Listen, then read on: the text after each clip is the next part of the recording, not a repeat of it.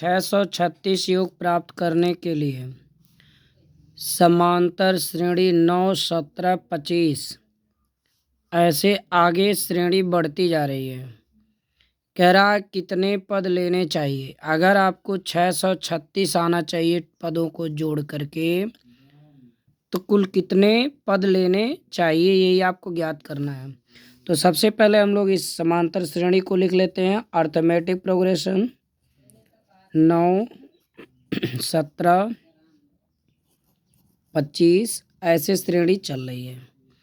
मतलब अगर हम दो पदों को जोड़ते हैं तो दो पद जोड़ने के बाद जो है हमारा कितना आता है, 26 आता है। तो ऐसे कई पद जोड़े जाएं कि 636 आ जाए। तो हम लिखते हैं माना n पद जोड़े जाएं या लिए जाएं। ठीक है, कितने पद लेने चाहिए, मान लीजिए n पद लेने चाहिए या n पद जोड़े जाएं कि इनका योग 636 आ जाए। और लिख सकते हो चूंकि श्रेणी जो दिख रही है इसका जो प्रथम पद है a बराबर 9, सार्वंतर हम लोग कैसे निकालते हैं, T2 माइनस T1, दूसरा पद माइनस पहला पद, तो 17 माइनस 9 बराबर 8। ठीक है, अब हम लोग क्या करेंगे, दिया है 636 योग प्राप्त करना है। तो योग 636 यानी हमने n पद माना है, लेने होंगे तो n पदों का योग, इसी को कहा जाता है यस n।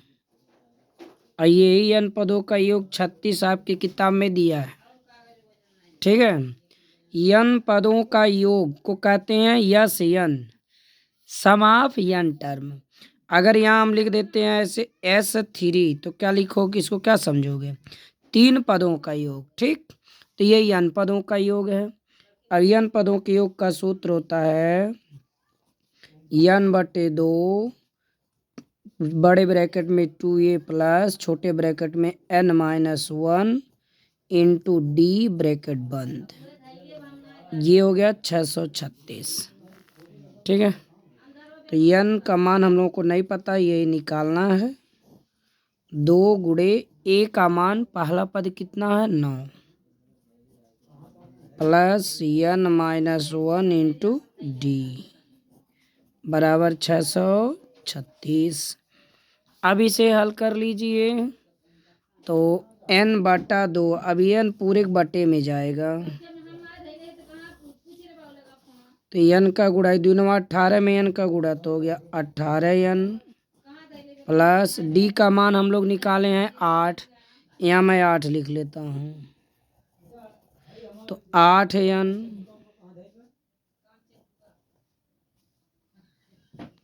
और ये n का गुणा इधर भी होगा, यहाँ 18 में n का गुणा हुआ 18n।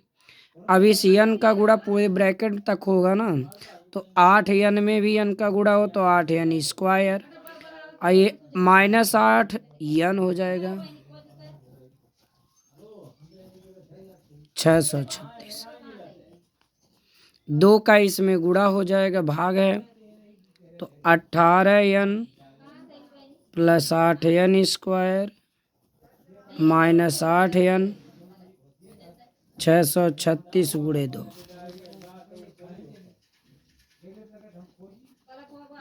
18n plus 8n square. अब 18n में से 8 घटा लीजिए तो ये हो जाएगा 10n।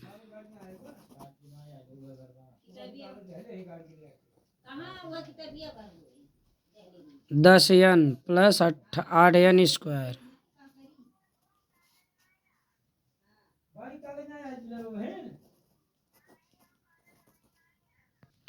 दोनों पक्षों में हम 2 से भाग कर देते हैं, समीकरण छोटा हो जाएगा। 5n प्लस 4n स्क्वायर, 2 का भाग देंगे फिर 636 आ जाएगा।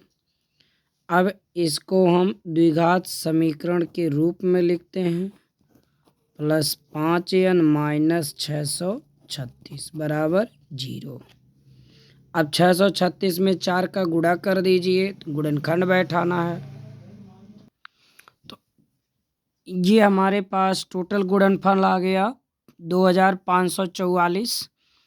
तो 2544 आया 4 का गुणा करने के बाद, और इसका जब हमने फैक्टराइज किया तो इसका सेटिंग गुणनखंड पे ही बैठा। 2 दूनी 4 दूनी 8 दूनी 16 3 48 और 53, 48 और 53 पे यहाँ बैठ चुका है। तो यहाँ हम लोग लिखेंगे 4n square plus 53n minus 48n minus 636 बराबर 0। अब इसे हम लोग सॉल्व करते हैं। अब इसे हम लोग हल करेंगे। इसमें हम कॉमन लेते हैं n, तो 4n प्लस 53, और इसमें हम लोग कॉमन लेते हैं 48। तो यहाँ 48 नहीं, यहाँ हम लोग 12 कॉमन लेंगे। तो 12 कॉमन लेंगे तो 12 चौक 48, n माइनस 12 25 60, 3 12 3 36 बराबर 0। यही पद दोनों आना चाहिए। माइनस कॉमन लेंगे तो प्लस हो जाएगा। थोड़ा यहाँ जो है झटके में जल्दी जल्दी में यही चीज़ें ऐसे मैथ में होती हैं। अगर आप लापरवाही करेंगे तो ऐसे कमियाँ हो जाएंगी। आप माइनस कॉमन लेंगे तो ये प्लस हुआ, यहाँ माइनस कॉमन लिए तो ये भी प्लस हो गया। और ये दोनों कोष्ठक के पद बराबर आने चाहिए, ये ध्यान होना चाहिए। अब हम लोग ब्रैकेट वाला पद कॉमन लेते हैं, 4n प्लस 53, तो यहाँ आ जाएगा n माइनस 12। अब यदि हम लोग लिखते हैं यह कोष्ठक का मान बराबर 0, यही तरीका है मान निकालने का, तो n बराबर होगा माइनस 53 ही हो गया आई बटे में 4। ये हो गया असंभव। असंभव इसलिए क्योंकि पदों की संख्या बटे में और ऋणात्मक कभी नहीं आती।